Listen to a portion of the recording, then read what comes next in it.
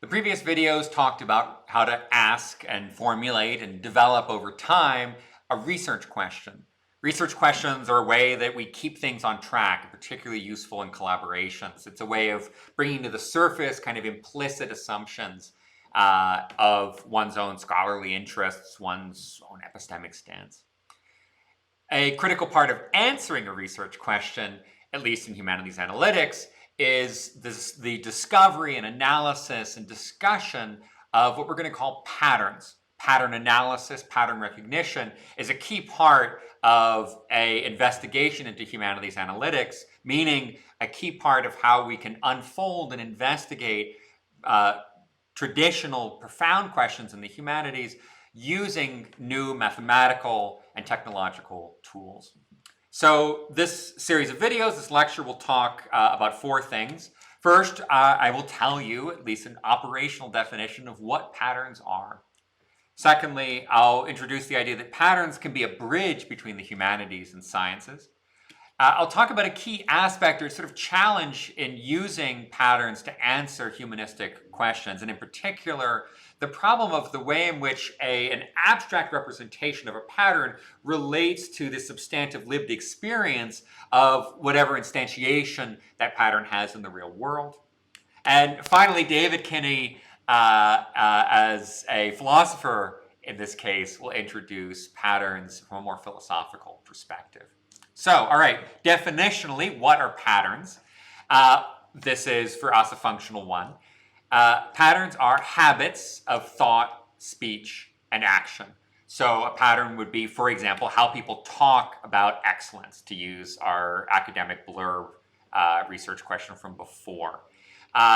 They could be really micro, right? So these could be expectations, right? Habits of thinking, meaning expectations in this case, that are set up in the first half of a sonnet, right? A pattern doesn't have to be a centuries-long process of blurbing each other and praising each other. A pattern could be something that is set up in the course of seconds. Now, of course, a pattern in a sonnet is also a pattern that's been around and been played with for centuries. So there's a multiple scale aspect of a problem. But to give you a sense, there's a broad range of how those habits and thoughts might arrange themselves. Those patterns, those habits, can be at many different scales. They can be at the level of an individual, meaning an individual reader. It could be at the level of a text. It could be at the level of, indeed, an entire society, meaning everybody producing texts like these texts. Examples of patterns, they could be the speech patterns of a character over the course of a single novel. A pattern might be something that Dickens sets up within Great Expectations, and Pip's got one pattern and Joe's got another. And we're going to talk, or at least we're going to answer some interesting research question on the basis of a comparison or analysis of those patterns of speech within a single text. They could be, of course, though, patterns across multiple texts. So in the case of, again, a literary history question, they could be the patterns of courtships of characters over the course of the romance genre. Right? So you might say, I'm going to look at the ways in which people meet cute, right? How do people meet and fall in love? And what are the trajectories of those meetings and those loves over the course of, a century, over the course of the Victorian period? Or in the transition from the Victorian to the Elizabethan, the second period, from 1850 to 1950. In this case, what you're doing is not looking at patterns within a particular text, but you're comparing patterns between two texts. Those patterns can be evanescent. The patterns could be things that are set up, persist, and are destroyed almost as fast as perception can detect. But they can be as deep and as long as the human species itself. So a pattern can be the prosody of a single line, right, if John Donne. But the pattern can be something imprinted by a geologic feature, like the network of rivers in southern Indiana. So that's our definition. Patterns are simply habits of thought and speech and action. They occur at many different scales. They can be within a text. They can be within a person, within a society. They occur also on many different time scales. Rapid, the individual perception of a person, to the experience of a nation, or indeed a transnational experience that goes well beyond the boundaries of a particular polity. Uh, Patterns are a crucial way, or they're sort of a wonderful way, let's say, of getting things done in human analytics. In our experience, good research questions often end up being questions about patterns. So, for example, if we return to this idea of the King Lear problem or the problem play problem, one way out of the sort of dead end of saying my computer says King Lear is a tragedy, one way out of that can be particularly fruitful is to say, here are the patterns that we think are particularly telling of King Lear being a tragedy. And of course, not everyone studies Shakespeare, so there are many other domains in which to answer or which to rephrase that kind of question. But trying to extract the patterns that are signals of things we care about is often a way that we can unfold a research question much more deeply. If one, to take another example, if one is looking at academic blurbs, we might be interested in the patterns of how people tie together, let's say, the rhetoric of novelty with the rhetoric of illumination. You know, the way in which, for example, an expectation of novelty will be linked to an expectation of illumination, how that changes over time. That's a research question that revolves around the setting up or the creation of expectations, habits, patterns of thought, repetitions of certain structures over time, and of course the dissolution of those structures at other points. That's one reason why good research questions cash out as patterns, but the other thing that makes them very useful is that basically all of machine learning is about pattern matching. This is the genius of the sort of neural network era that began in the 90s, but really came to bloom in 2010 or so. It turned out that machines may not actually be that good at reasoning, but they're really good at finding patterns in large data sets. We used to call symbolic AI, good old-fashioned AI, teaching a machine to sort of put together concepts. That didn't work very well. What does work is feeding 1 billion images into an algorithm, and out the other side, the algorithm says, there's 5 patterns here: cats, memes, the Dogecoin guy, right? That turned out to be the great success of the machine learning era. So it's not just that many good questions in human analytics end up being questions about patterns, but it's also the case that machines, it turns out, are really good at pattern finding. That said, we need this additional step, which is it isn't enough that the machine simply detects the patterns. We also want the machine to tell us what the patterns are. So this is what we call interpretable machine learning.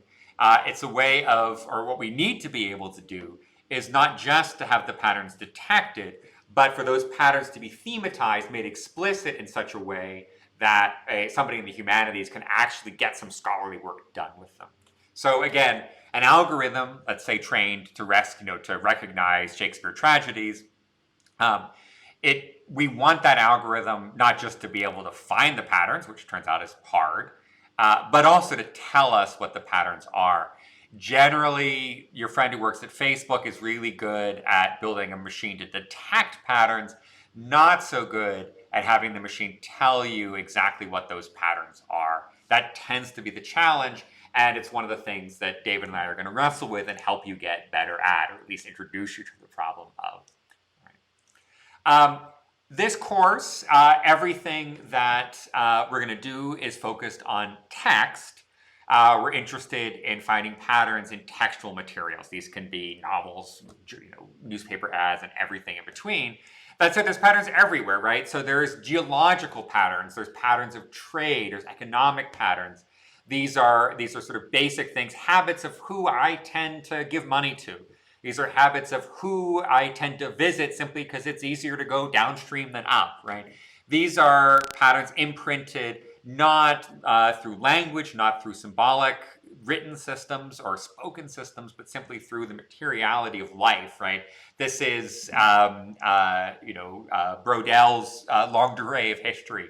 There are patterns that are set up, there are patterns that are sustained by things that are, in many cases, even biological.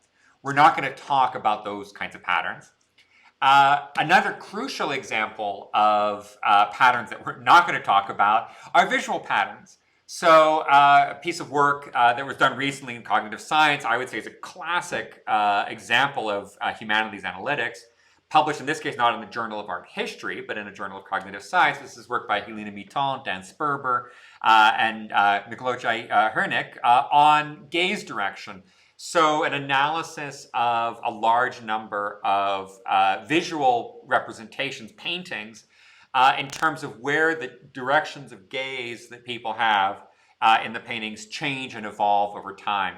Looking at those patterns, and looking at, in this case, how those patterns evolve over the course of over an art historical time scale, is going to tell us, at least it has the potential to tell us, enormously interesting things about the way in which our arts work, artistic representation works, taste evolves. There are an enormous number of research questions sitting in there that this kind of pattern analysis can uncover. It's not just images of beauty. It's not just images of, let's say, high art. Looking at patterns and images turns out to be a crucial question today, not just for art historians, let's say, but also for people in political science and political theory, in part because we are potentially, at least it is claimed, we're potentially entering a new kind of politics, sometimes called affective politics, driven not by rhetoric, driven not by the use of language, or at least of words, but rather by the use of images. These kinds of patterns, they're crucial, they're amazing, they're just like unbelievably good. Research questions can be answered by reference to or by the study of those patterns. We're not going to talk about those, but they're sitting there. We are going to instead focus on the development of patterns, the structure of patterns in either written or spoken language. And that goes from everything from literary works, very high level, high art endeavors, bureaucratic records, and those can be, the records of the elites, meaning people giving speeches in parliaments, but they can also be records of the lumpen proletariat, people giving evidence in court for why they were a pickpocket. These can be spoken versus written, so they can be transcripts. They can also be constructed documents. They can be completely ephemeral things, right? Newspaper, like yellowing bits of newspaper, completely ephemeral things, and they can also be the most sort of treasured objects we have. So something like the Perseus projects at Tufts that has collected all the records we have, let's say, of ancient Greek. So we're going to focus on patterns set up and visible in speech or visible in writing.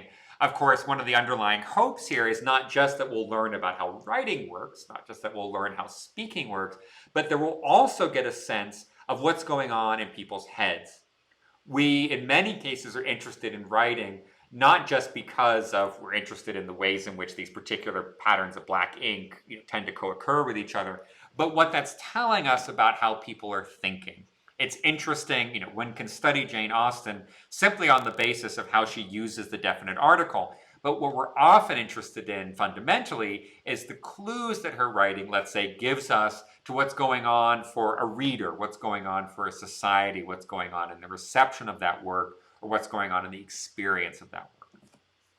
So, having given you the pitch for patterns, let's talk about the challenges of patterns. And in particular, we have this problem of how to turn a humanities question, a research question in the humanities, into a question about patterns that a computer can answer. So this is what we know as operationalization. We have a question like, how do people praise? We have to somehow turn that question into something that we can program into a computer. We can ask about, for example, the pattern of talk about good work as illumination. I want to understand how the pattern of talking about genius as illumination in the literal sense, how that evolves over time. We need to operationalize that, meaning we need to find a way to rephrase that question in such a fashion that it can be plugged into an algorithm. So for example, we might, if we're interested in the development of the rhetoric of illumination over time, we might need to come up with a collection of words that we want to count. Or being more advanced, we might want an algorithm to tell us, okay, look, here are the relevant words identified by proximity of use, things like that.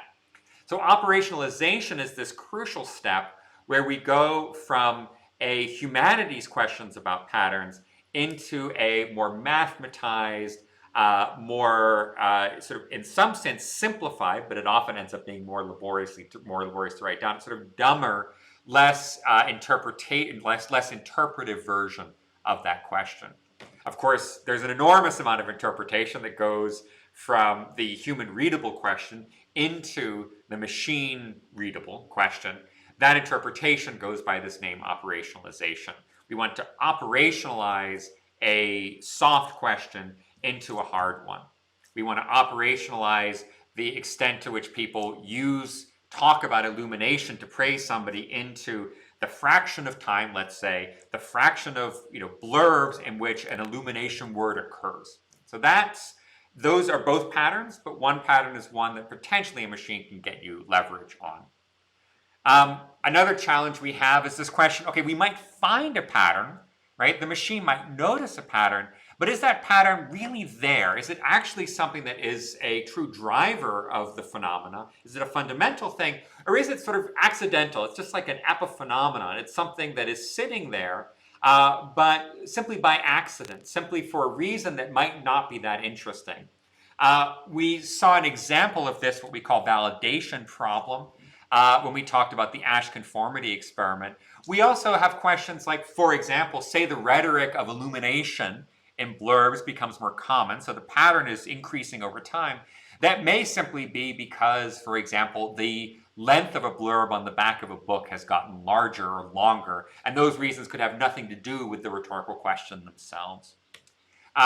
Could the patterns be accidental? Could they have arisen simply by chance? Could this be, we worry about what sometimes is called apophenia, or maybe better called pareidolia, the seeing of a pattern where none exists, where none truly exists. This is the realm of statistical testing of p-values.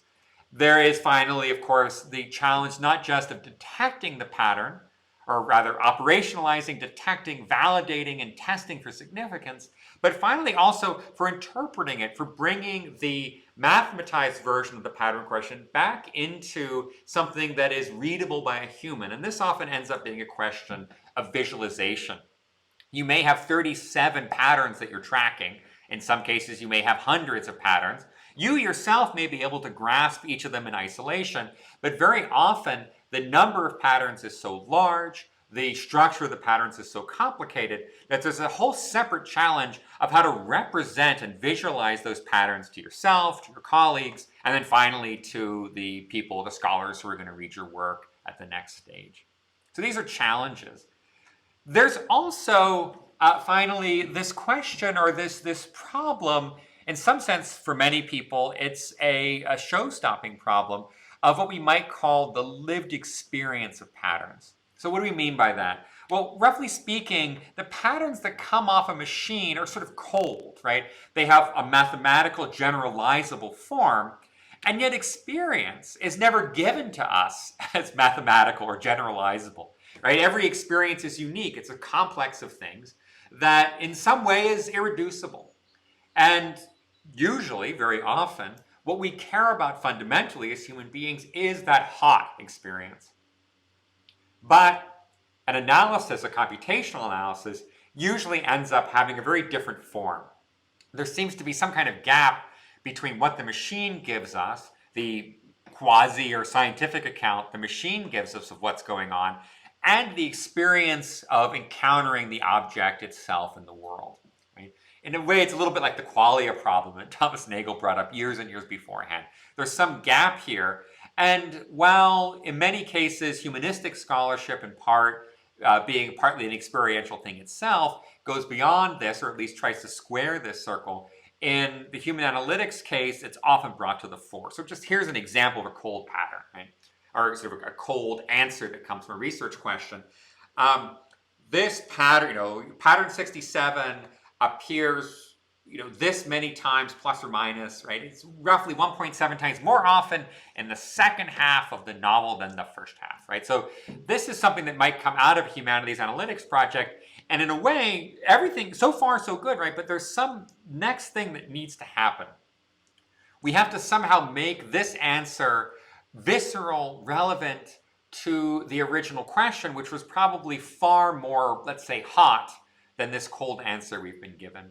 So how do we do that? How do we cash this out, or how do we bring the cold back into the hot? One way to do this, one solution to this challenge, is by referring to sort of things that are more interpretable, in this case, the text itself. So your blue might be the machine answer, but you may in fact be able to understand this as meaning, for example, okay, this pattern, what this means is that, someone like, Jane never speaks to someone like James again in the second half. What you've done there is make that pattern real. For a scientist, the true bit of information is the blue, but the red is a consequence of, or an example of, how that pattern is actually instantiated. That can often make the connection between what you've discovered and what's meaningful more apparent. Another way to cash out the cold, the blue here, in a redder version, is to talk about what the pattern means for people themselves at the time. So, for example, readers involved in actually encountering this text.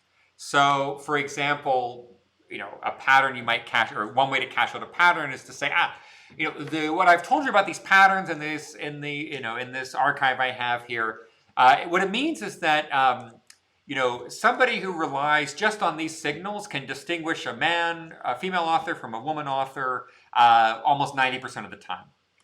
So what we've done there, we haven't actually said what the patterns are, but we've talked about what the patterns enable somebody to do in the moment itself. So we haven't interpreted the patterns, but we've shown their kind of relevance, or their potential epistemic relevance for people in that culture, in that society.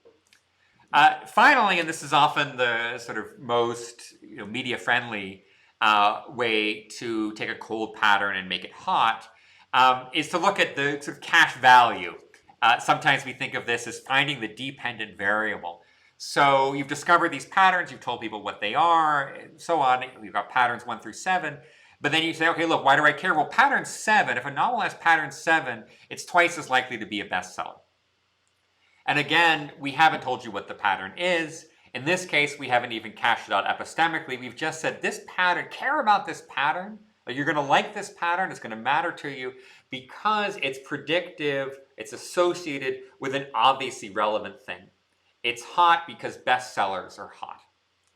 So the lived experience of patterns, this challenge here of, on the one hand, operationalizing, so taking a research question that is rich and meaningful that everybody cares about and turning it into this data-like cold thing that you can specify precisely enough to demand a machine tell you about it, right? That's the operationalization step. But then you have this back translation problem now, which is taking the quantitative facts of the pattern and understanding what they mean in such a way that you can give an answer to the original research question, the human relevant research question.